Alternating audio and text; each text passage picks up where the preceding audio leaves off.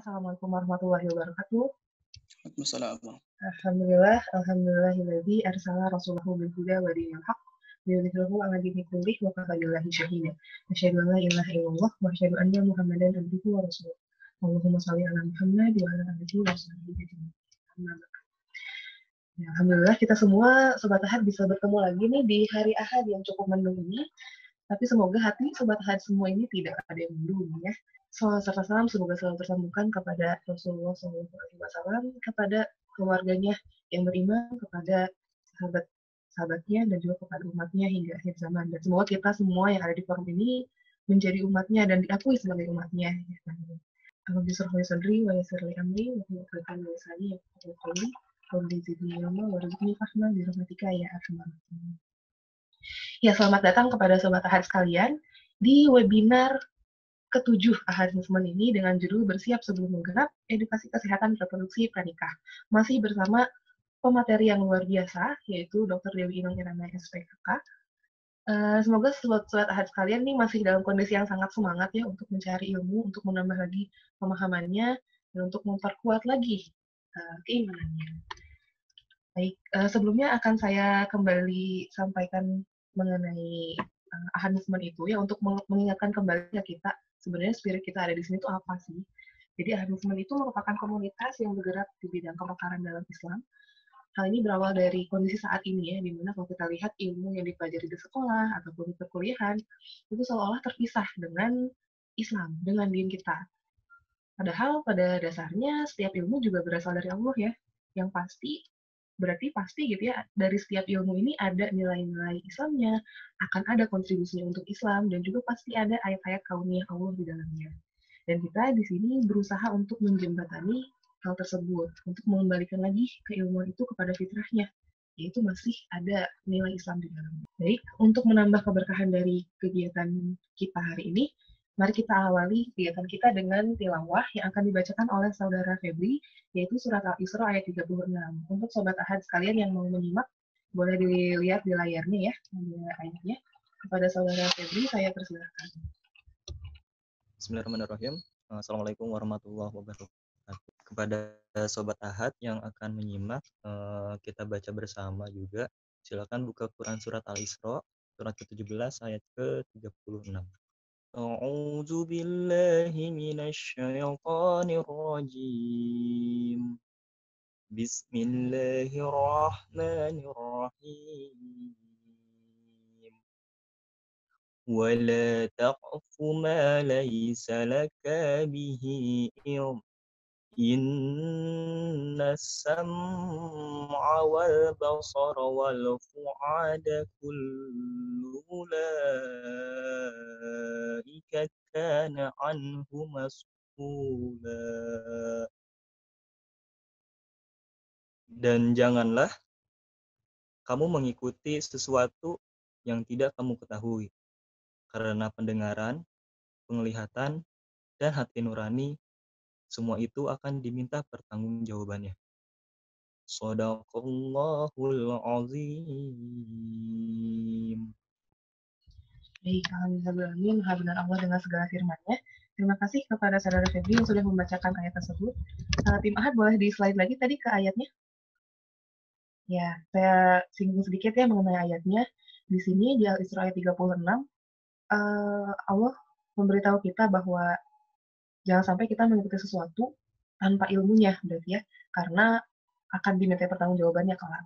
Nah, mari kita sama-sama luruskan niat bahwa di sini kita sama-sama sedang mencari ilmu, sedang berusaha menjalankan ayat ini, sedang mencari tahu dasar dari apa yang akan kita lakukan di masa depan, supaya nanti pendengaran, penglihatan, dan juga hati nurani kita akan bisa mempertanggungjawabkan semuanya di hari pertanggungjawaban kelak.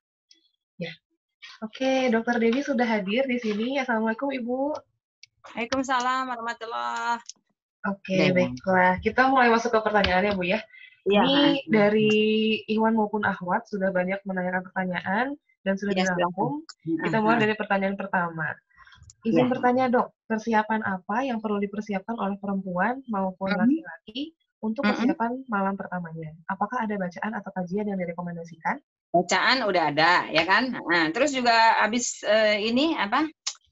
setelah menikah itu kan nanti habis udah sah kan salim yang perempuannya. Kenapa sih mesti salim?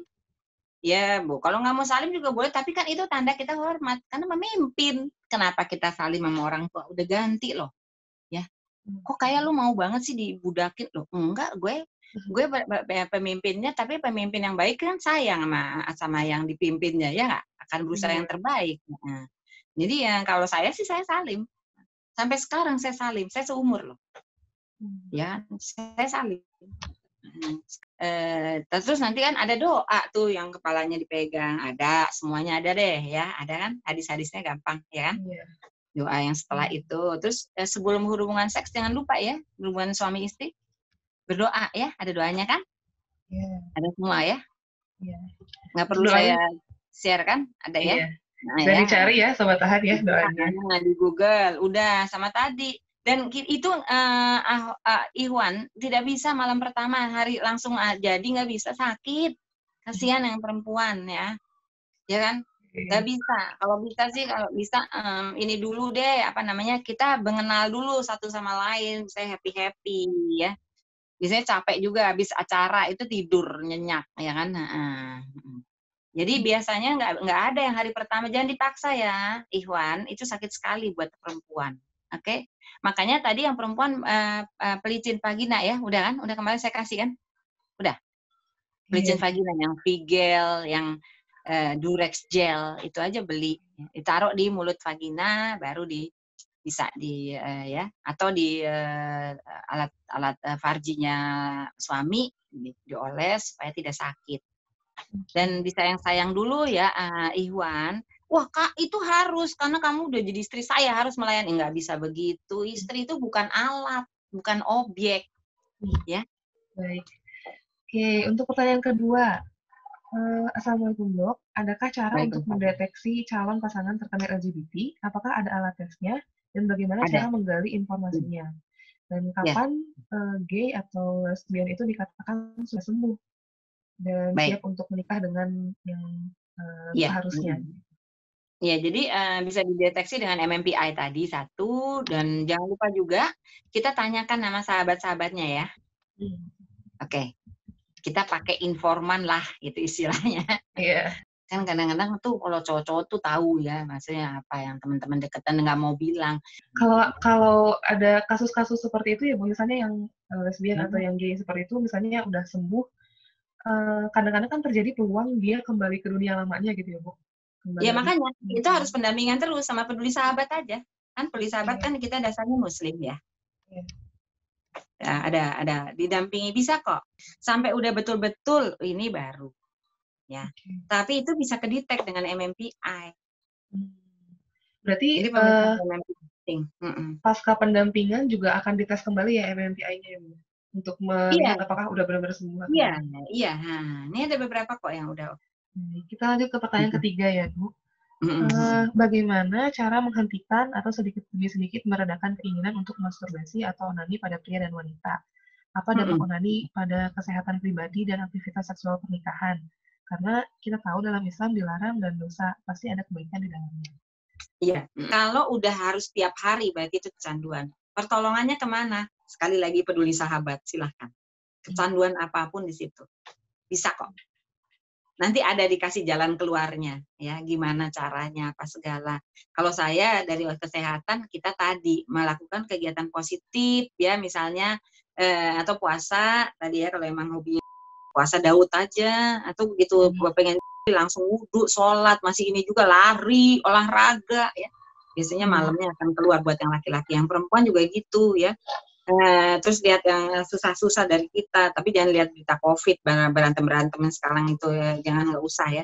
Maksudnya orang yang lebih susah dari kita tuh banyak gitu lah, gitu. Oh, kita jadi males kan, nggak jadi pengen ya, jadi nggak pengen gitu. Tapi kalau masih nggak bisa juga dengan tadi udah ke agama, udah ke itu masih juga berarti itu udah kecanduan. Dan itu harus diobati dengan psikologis. Bisa, ada jalan keluar. Bismillah. Kita ada kecanduan banyak. Kecanduan aja banyak. Kita ada satu ini dia nikah ya. Dia kecanduan ya, nonton tiap hari ya. Mungkin 10 kali sehari laki-laki. Kemudian dia nikah. ya. Nikah pun dia waktu sama istrinya dia tetap hubungan, tapi dia nggak puas. Ya kan? Nggak puas, akhirnya ini apa? Dia apa namanya? Dia nonton lagi setelah hubungan sama istrinya tidur dia gitu. Itu udah penyakit. Akhirnya diobatin. Bisa alhamdulillah ke psikolog, bisa. Ya, ada itu didampingi juga sama peduli sahabat. Bisa. Kalau kecanduan gitu biasanya dampak ke kesehatan pribadinya ataupun ke hubungan seksual pernikahannya gimana? Nah, kalau anak-anak misalnya, nanti kita lihat bisa anak, nauzubillah misalnya seorang anak yang kecanduan apapun, itu biasanya mereka menutup diri ya. Mulai beda sama biasa. Kalau ada anak yang tiba-tiba menutup diri, ya nanti kita. Dan pada yang ini juga jadi lemes, jadi ngantuk, karena itu capek kan istilahnya kan. Dia juga capek sama dirinya sendiri, perbuatannya juga bikin capek, ya kan. Sama biasanya kalau emang dari sebelum menikah kecanduan tadi itu biasanya nanti dia jadi ejakulasi dini, jadi cepat sekali. Karena kan semua orang yang melakukan masturbasi itu biasanya merasa bersalah, mau cepat-cepat takut ketahuan, ya. Saya ngerjainnya di kamar mandi juga dikedor-kedor. Oi, cepetan dong, lama banget sih di kamar mandi. Jadi dia buru-buru biar cepat. Nanti begitu hubungan sama istrinya itu jadi ejakulasi dini. Jadi istrinya merasa mungkin belum merasa apa-apa, suaminya udah selesai gitu.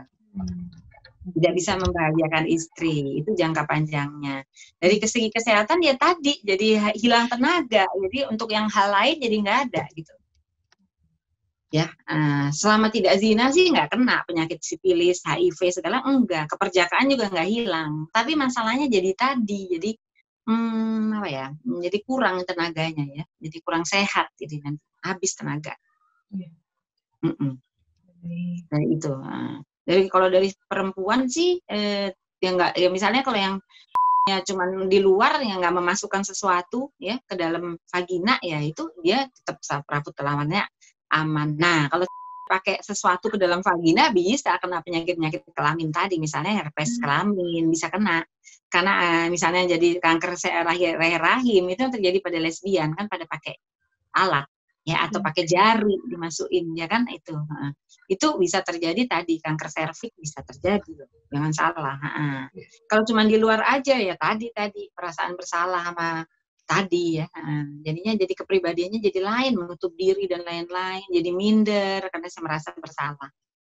Kan jangan lupa setiap manusia itu sebenarnya suci, dilahirkan dalam keadaan suci. Kita semua ini benar gitu. Jadi sebenarnya kita kalau melakukan perbuatan salah kan kita selalu merasa nggak enak, betul nggak? Iya, fitrahnya gitu ya. Semuanya suci kan, kita kan udah berjanji juga kan.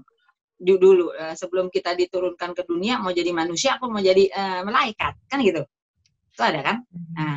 Udah saya janji mau nih nanti terima ujian gitu jadi manusia mau ya udah janji itu sebenarnya tapi begitu di ini lupa bahwa kita udah janji. Bisa kok, bisa insya Allah. Jadi itu cari pertolongan ya, boleh dari peduli sahabat. Kemarin udah dikasih kan alamatnya intinya ya, udah ya, udah di share ya. Ya ada 3 nomor itu ya, peduli sahabat ya. Silakan Ahmad, kalau ada temennya mungkin yang kita nggak ada masalah, tapi ada temennya yang curhat, kecanduan kayak yang itu anak dari satu perguruan tinggi negeri, sahabatnya dia itu dia Ahwat, aktivis masjid, sahabatnya dia gay, ya bukan Tuhan ya sahabatnya itu bilang gue bingung nih katanya gue pengen tobat tapi kemana? Karena mereka banyak banget sebenarnya nggak nyaman karena tadi manusia suci. Tapi kemana? Dan ini tersembunyi loh, banyak sekali loh. Ikhwan atau Ahwat yang kecanduan tadi saya bilang ada Ahwat yang pakai purdoh bahkan kecanduan porno. Nonton dia nggak tapi kecanduan pornografi udah kayak candu gitu, ya kan? Mungkin bahkan sobat-sobat nonton porno aja dia bisa nikmat seksual gitu loh. Nah itu kan berat banget nanti kalau udah punya suami. Kan kita nggak boleh lihat aurat orang lain. Jadi nonton porno tuh sebenarnya nggak boleh. Karena apa? Kan kita nggak boleh lihat aurat orang lain. Sedangkan kalau suami istri aja kalau emang kita mau turut aturan yang benar itu kan harus pakai selimut, ya kan?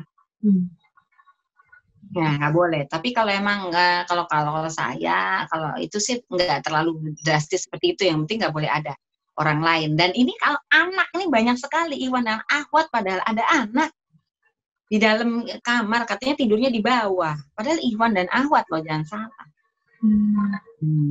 Nggak boleh, dia bisa terbangun pura-pura tidur, dan itu traumatik sekali buat mereka, dan ngeri banget. Dan kita nggak boleh dong, itu suatu hal yang sangat private, bahkan harusnya ditutup selimut, malu sama malaikat, bayangin sampai segitunya, ya kan?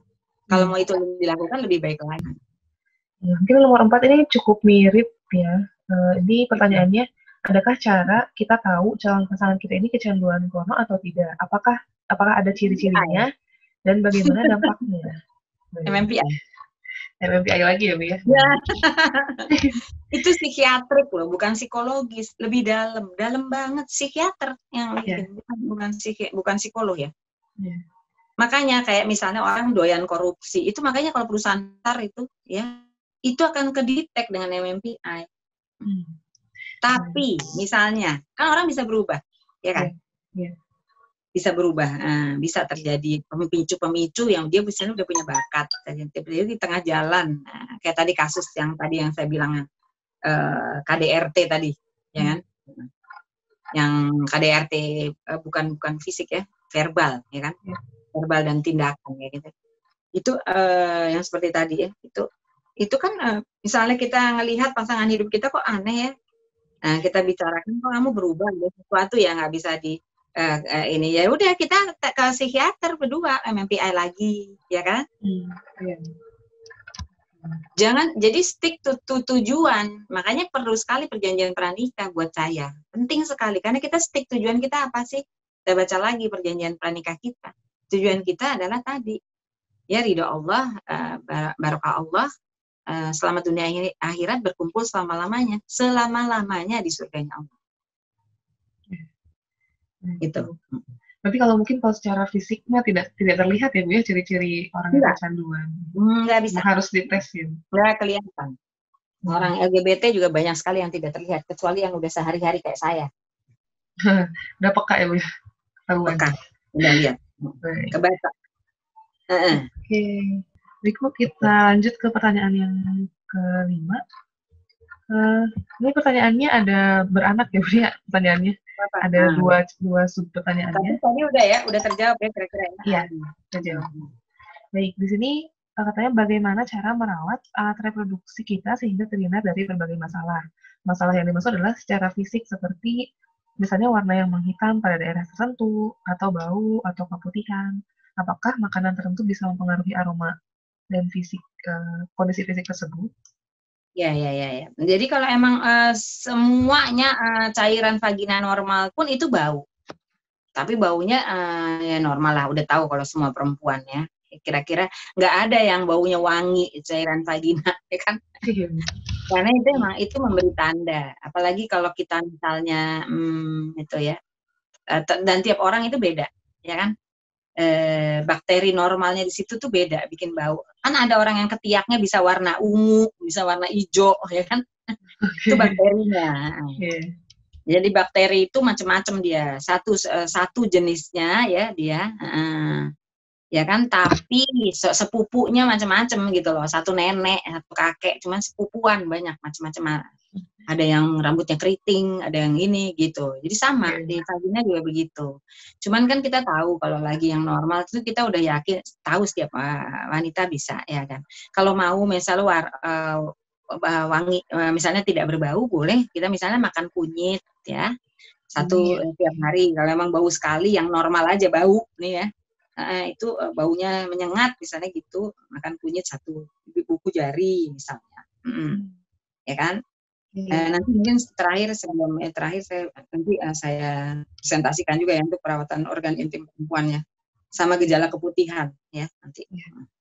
Jadi misal 1 kunyit 1 buku jari, atau makan teh daun beluntas, itu untuk bau badan juga. Teh beluntas ya, kalau perlu bikin bisnis tuh. Teh beluntas itu bisa ada di mana-mana kok.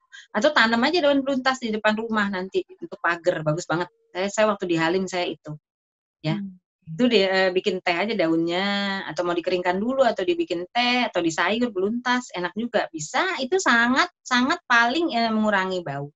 Tuh. Misalnya mau minum air rebusan daun pandan buat awat-awat yang sudah menikah nanti, ya daun pandan dipotong-potong, tapi itu buat umum ya, dipotong-potong satu, direbus dari 1 gelas jadi 3/4, diminum 3 kali seminggu, jadi wangi. Tapi tetap bau khasnya akan ada, karena itu khas. Mohon maaf juga, sperma itu baunya seperti Baiklin, ya. Itu juga. Jadi itu nggak bisa dirubah. Nggak ada sperma yang nggak bau gitu, nggak ada. Kalau yang tadi, makanan-makanan yang tadi itu akan mengurangi aja. Kayak Baiklin ya, baunya sperma. Jadi makanya nanti kalau bicara dengan anak laki-lakinya, gitu anak laki-laki sudah umur 9 tahun, nanti kamu akan mimpi basah, bapak yang harus bicara ya. Itu akan produksi sperma 150.000 sehari, persiapan untuk nanti menjadi ayah karena itu bibit bayi. Nah, penuh dia akan keluar. Nah, apa bedanya dengan akan melalui mimpi dulu? Biasanya mimpinya kadang-kadang nggak jelas, kadang-kadang jelas hubungan seksual, gitu dengan perempuan. Nah, ini penting ditanya kalau udah mimpi basah hubungannya, kamu udah mimpi basah hubungannya dengan laki atau dengan perempuan? Zaman sekarang harus ditanya. Oh, bisa sampai ngaruh ke mimpi basahnya juga ya? Saya kemarin di SMP Islam, makasihnya. Dan bau itu tadi ya, daun beluntas deh paling manjur, beluntas beneran manjur. Ya, nggak apa-apa kok tiap hari makan minum teh daun beluntas asli. Kalau nggak salah sih ada di Tokped atau di Shopee yang udah jadi. Kalau ada emang benar-benar baunya nanti saya kasih nomornya Prof Nur ya, Profesor Insinyur Nur. Itu tapi jadi benar dia bikin khusus itu halal ya. Jadi benar-benar dari daun beluntas asli ya, ditambah kunyit udah diiris, kita tinggal 1 sendok teh, terus diseduh air panas diminum tiap hari. Itu berkurang banget bau-baunya. Kalau kami sih keluarga karena dari Sumatera ini bau-bau semua, termasuk saya yang perempuan. Jadi tadi saya melakukan itu. Daun beluntas sama dan kunyit ya. Nah, tadi kalau yang daun pandan kalau udah menikah ya, walaupun nggak bau, kalau mau tetap lebih harum daun pandan, mengurangi bau sama baunya harum. Tapi kalau yang misalnya bau banget ya pakai daun beluntas tadi ya. Nanti saya share ya nomor teleponnya Prof Nur. Nah ya, silakan Baik, terima kasih. Kok 50.000 segini bisa untuk 1,5 bulan 1 sendok teh aja setiap hari. Baik. Ya. Jadi kalau misalnya tentang kebersihan area kelamin yang sampai menimbulkan jamur, gatal dan lain-lain gitu, mungkin ke dokter spesialis kulit dan kelamin ya. Ada jamur, begitu ada keputihan yang tadi, nanti ada ininya apa namanya, ada slide-nya, nanti saya share juga yang untuk para ahwat, boleh juga yang Iwan asal tahu ya. Begitu bau ya, jadi ada 4 gejalanya. Keputihan yang normal itu dia nggak tiap hari, nggak bau, ya baunya yang bau normal tadi ya. Nanti Iwan harus tahu ya bau normal. Ahwat harus tahu ya bau ini apa namanya bau tadi apa Baiklin ya itu tadi sperma. Jadi kalau mimpi basah bedainnya dengan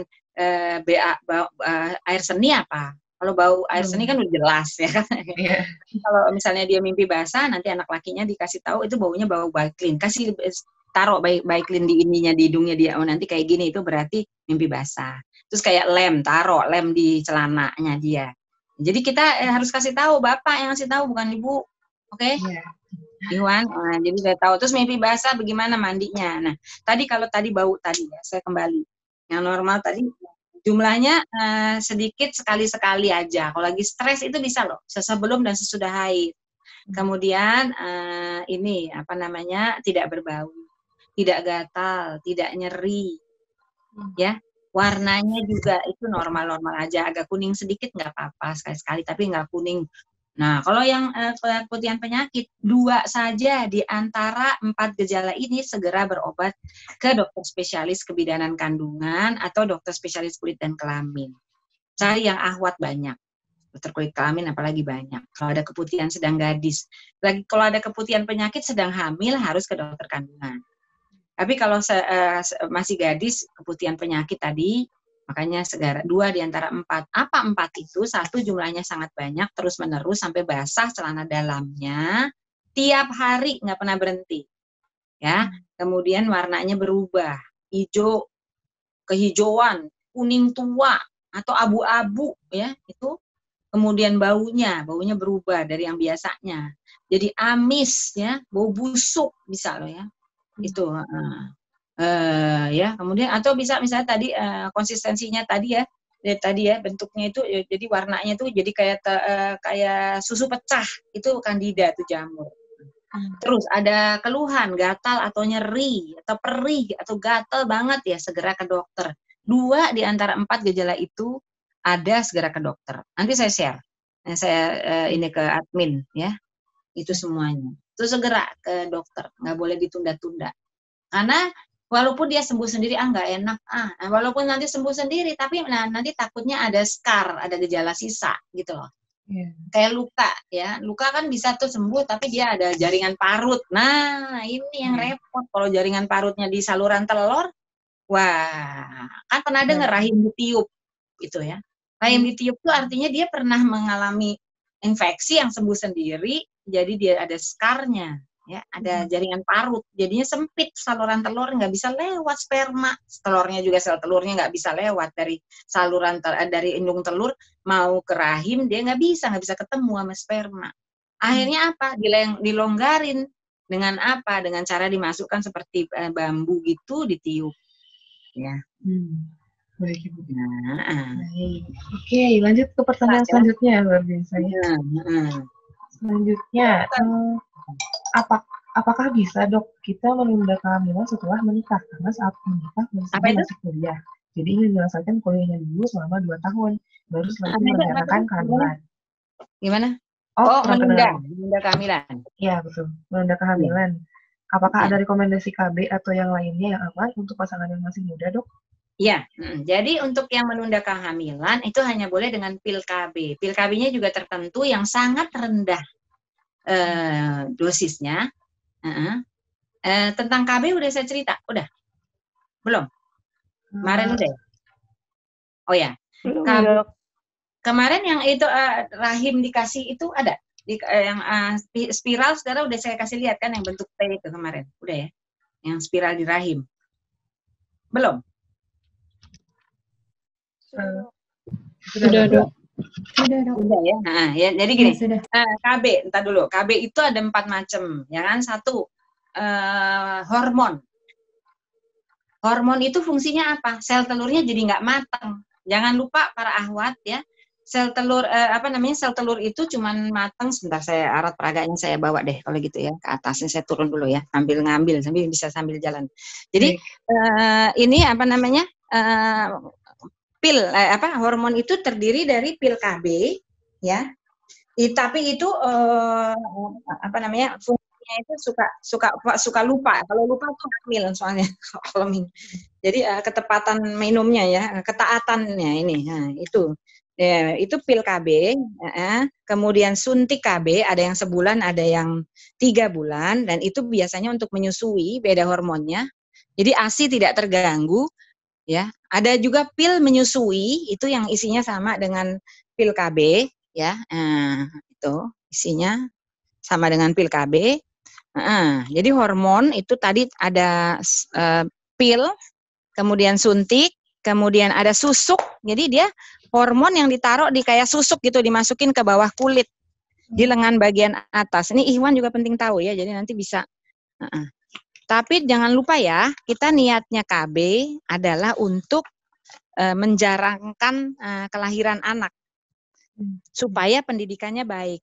Jadi kalaupun mau menikah tadi tapi nggak bisa dulu punya anak, itu kalau saya nggak apa-apa. Kenapa? Karena nanti kalau kita sedang misalnya lagi ngambil S3 ibunya, lagi sibuk banget, nanti anaknya nggak dapat perhatian yang baik kan, pendidikannya nggak bagus, kemudian nanti jadinya tunggu dulu, jadinya juga ASI-nya kurang bagus kalau ibunya stres, ya. Ibu stres itu nggak bagus loh buat anak. Jadi emang saya sih setuju kalau mau menunda tadi ya. Menunda bukan karena kita nggak mau, tapi justru untuk ini. Dan niatnya KB di dalam Islam tidak boleh karena mau membatasi jumlah anak ya. Mau anak 2 aja. Soalnya sekarang sekolah mahal. Loh. Gimana? Nggak bisa begitu. Tapi menjarakkan kelahiran anak, ya, supaya anaknya dapat pendidikan yang baik, ya, dan dapat ASI yang lengkap. Sekarang kalau zaman dulu minum pakai ASI 2 tahun itu nggak bakal hamil karena hormonnya nggak selama ibu menyusui sel telur nggak mateng. Tapi kalau zaman sekarang entah karena makanan, entah karena apa kok. Iya, banyak ya Bu. Sedang menyusui jadi hamil lagi. Iya. Ya kan gitu ya. Jadi itu penting banget. Terus sel telur itu setiap bulan hanya matang selama 48 jam, ya. Nah, gimana kita tahunya? Nah, kalau mau misalnya, jadi tadi hormon ya, berarti ya kita kalau mau misalnya kita mau, saya terusin dulu deh tadi. Jadi tadi hormon ya, udah tahu ya, hormon tuh sel telur tidak matang, oke? Jadi nggak bisa dibuahi, nggak ada sel telur yang matang, jadi nggak bisa dibuahi. Nah, itu KB hormon, terdiri tadi pil, kemudian suntik, ya, kemudian susu, ya. Suntik ada yang 1 bulan, ada yang 3 bulan. Gitu. Dan ketika disuntik itu bisa tidak haid. Nah ini banyak yang ketakutan, takutnya nanti katanya membeku di dalamnya itu katanya. Wah nanti jadi batu di dalam. Enggak gitu, berarti dinding rahimnya tidak terbentuk gitu aja. Kalau ada pada orang tertentu. Jadi kan beda-beda reaksinya, ya kan? Nah, dua dimasukkan alat ke dalam untuk mencegah pertemuan sperma dan sel telur. Itu dengan ini sebentar. Saya minta tolong boleh nggak saya jangan sekarang saya dimasukkan yang dilihat tuh saya gitu ya. Bentar ya. Okay. Ini saya matiin dulu itunya latar belakang. Maaf. Ini paksa harus sendirian karena nggak ada anak. Ini virtual background saya dulu ya. Oke.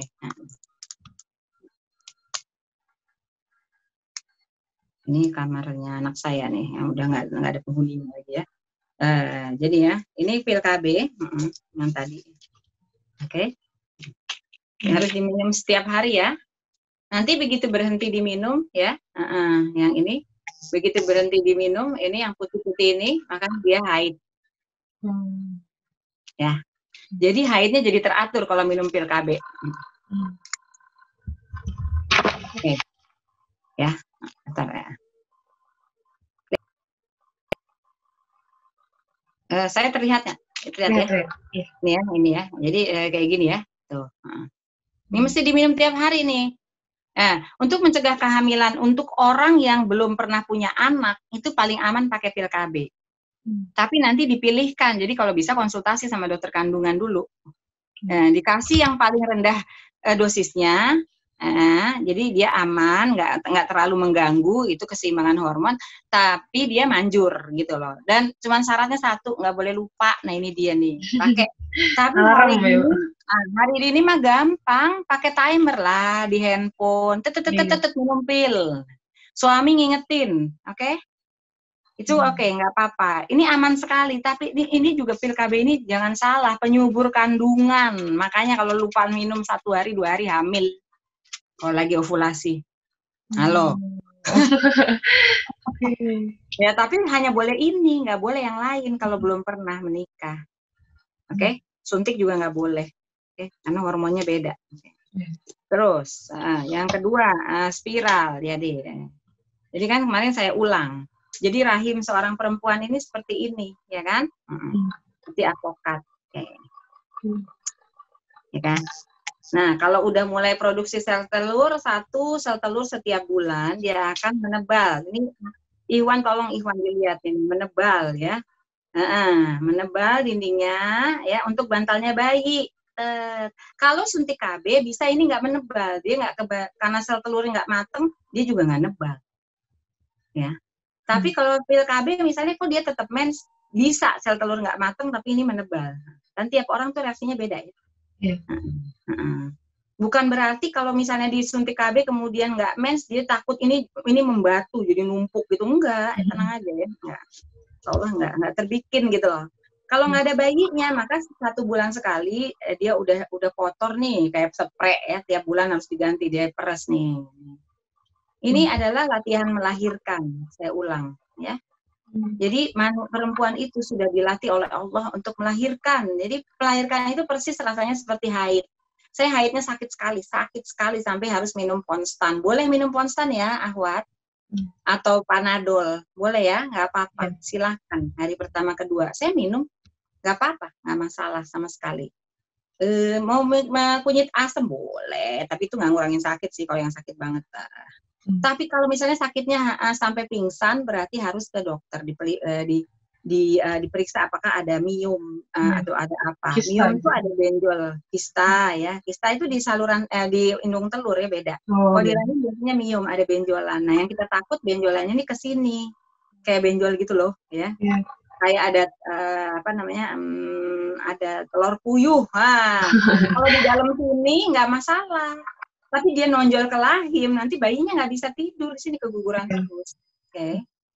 Dan dia berusaha ngeluarin tuh saking sakit banget. Jadi tiap bulan kok masih ada ya di dalam, sampai digituin terus sama rahimnya. Jadi sebenarnya melahirkan itu bayinya diem aja, kita yang gerak.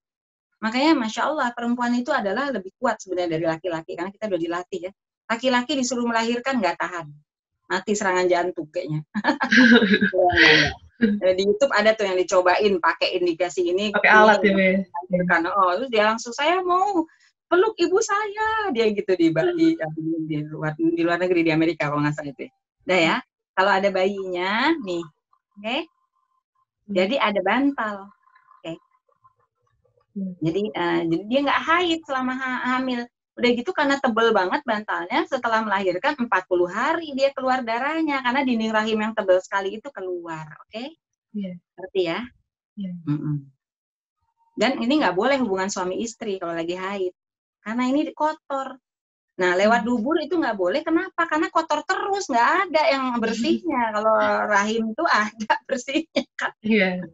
Nah, ini logika banget, karena Allah sayang gitu loh. Jangan kena penyakit kan gitu. Ada yang meninggal ketemu di ini nih, ketemu di hotel ya, seorang pokoknya perempuan ditemukan meninggal di hotel.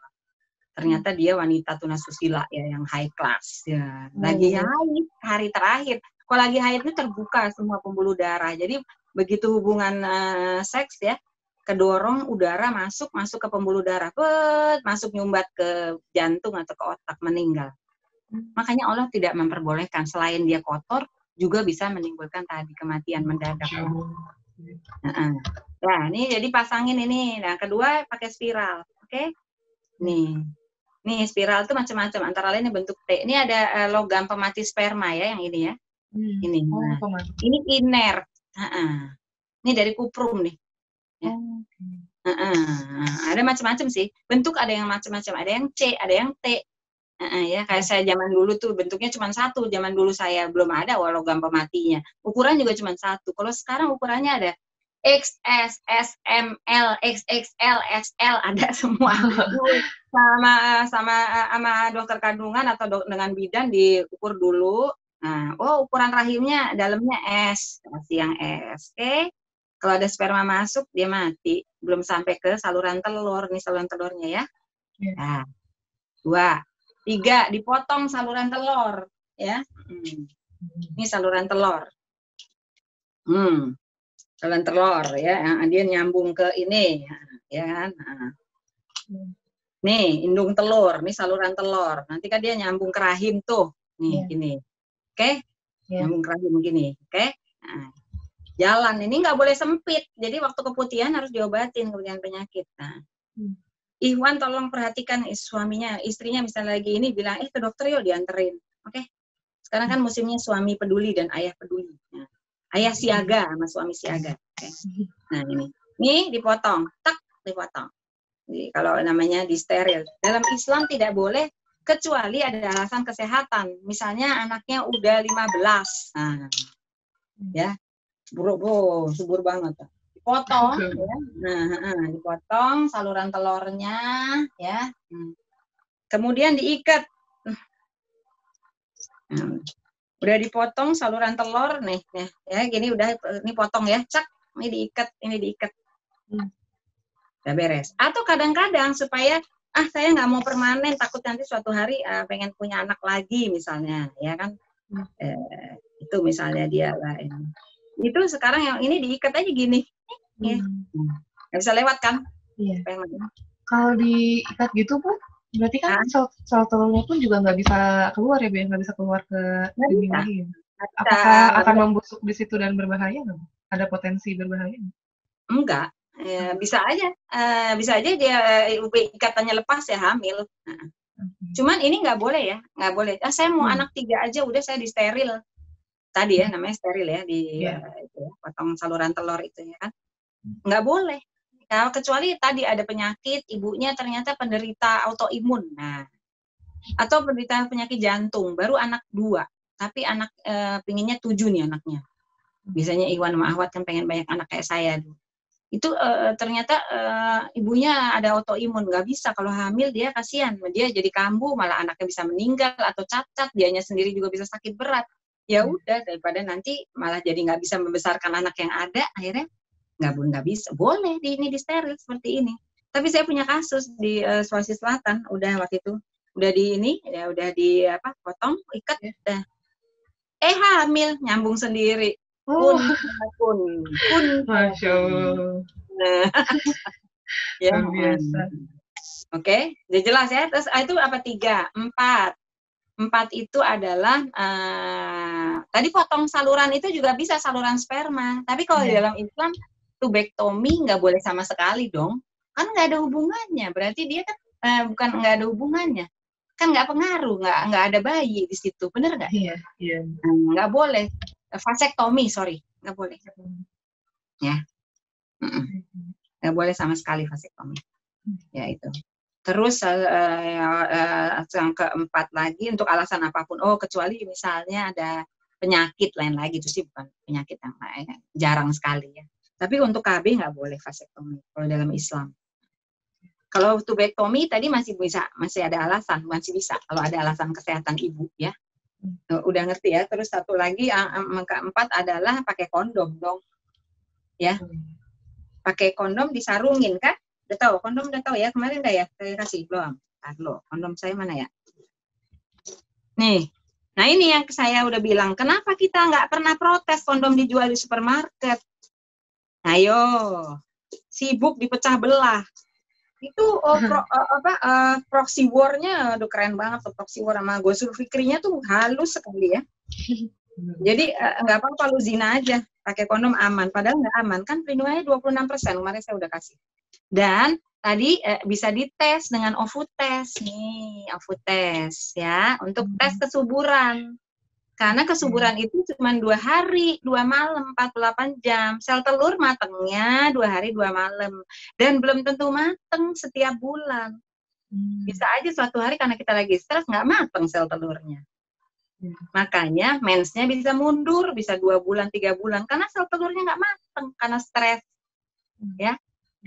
Ihwan, seorang perempuan itu sangat terpengaruh ya, semua siklus kesuburan dan ininya semuanya dari stres. Jadi tolonglah jadi tempat bersandar.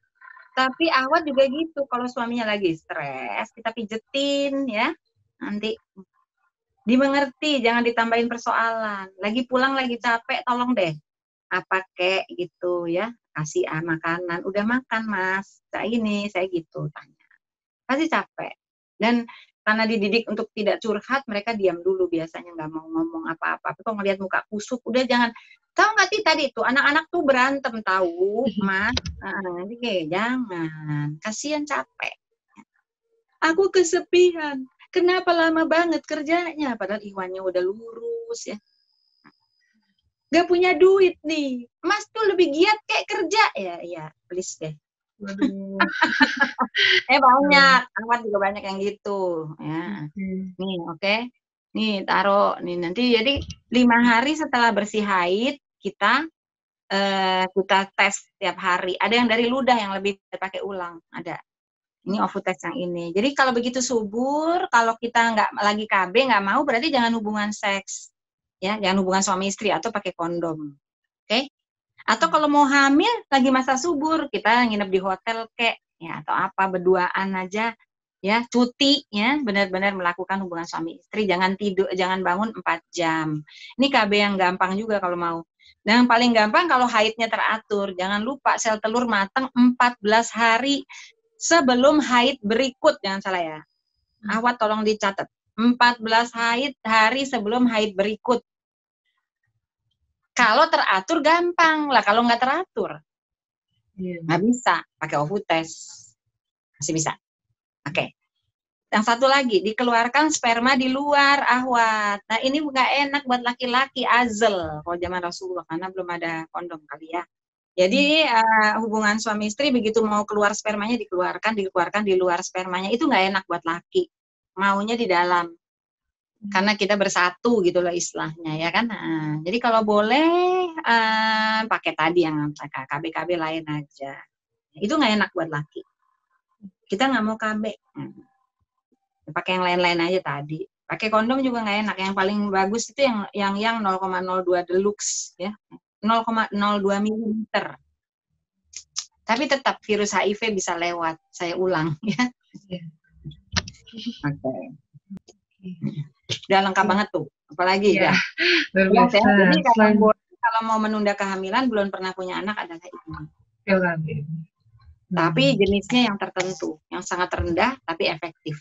Dan tidak boleh lupa, karena ini penyubur kandungan. Semua pil KB penyubur kandungan. Jadi sangat aman, makanya boleh. Lupa 2 hari aja hamil deh. Pas lagi masa subur pula langsung matang sebelum. Ya. Selanjutnya, dokter izin bertanya, bagaimana cara mendeteksi bagian genital yang tidak normal? Bagaimana cara kita mengetahui agar tahu jika alat genital kita normal atau tidak? Normal nggak normal, ya biasa aja kali kelihatannya kan. Udah tahu kan di pelajaran itu apa namanya pelajaran nah yang nggak normal itu misalnya lubang buang air kecilnya yang laki-laki misalnya ada di bawah. Itu harusnya orang tuanya tahu dari awal, ya kan? Nah, misalnya seperti itu, ya kan? Ya berarti itu nggak normal, ya kan? Itu harus diobatin dari awal harusnya. Atau maaf ya, ini banyak kejadian. Dok, aku gimana mau nikah? Iwan nih, ya. Mau nikah, tapi kok mencong ya begitu dia ereksi, dia mencong. Nggak apa-apa kalau mencong, nggak masalah.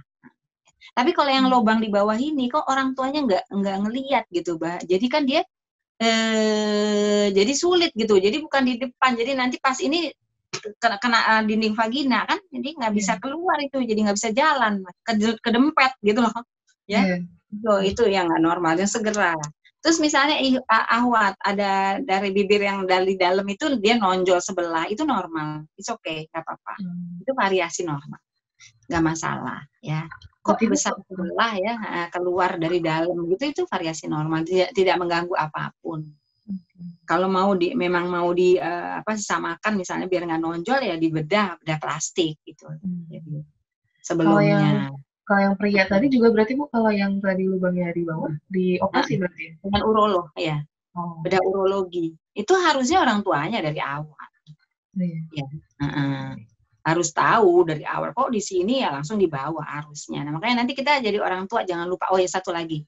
Nah, ini yang satu lagi juga penting sekali nanti, Ikhwan, tolong ya, begitu anak laki-lakinya lahir dari kandungannya istri kita, ya, azanin, komatin, ya udah, azan, komat, udah, langsung kita pegang ya, itunya, kantong zakarnya, ya, dipegang oleh bapaknya, dicek, udah dua-duanya ada nggak buah zakarnya, oke? Karena semua buah zakar itu tadinya ada di dalam perut seperti indung telur, tapi seorang laki-laki butuh 0,5 derajat lebih rendah suhu tubuh dibandingkan suhu tubuh. Jadi dia diberi Allah kantong zakar di luar supaya dingin, bergantung-gantung di luar. Mohon maaf Afwan, karena supaya dingin. Makanya sekarang banyak lelaki mandul, kalau panas dia jelek spermanya. Kenapa? Ya, karena itu makanya diberikan di luar. Makanya sekarang banyak lelaki yang mandul, spermanya jelek. Kenapa? Karena pakai celana ketat. Maaf, ya kan? Udah gitu pakai naik motor berjam-jam, nempel tuh, macet, panas, ya kan? Nempel, Ya kalau mau naik motor ini pakai celana yang longgar. Ya kan kita juga nggak boleh oleh Rasulullah karena ada hadis nggak boleh pakai celana ketat.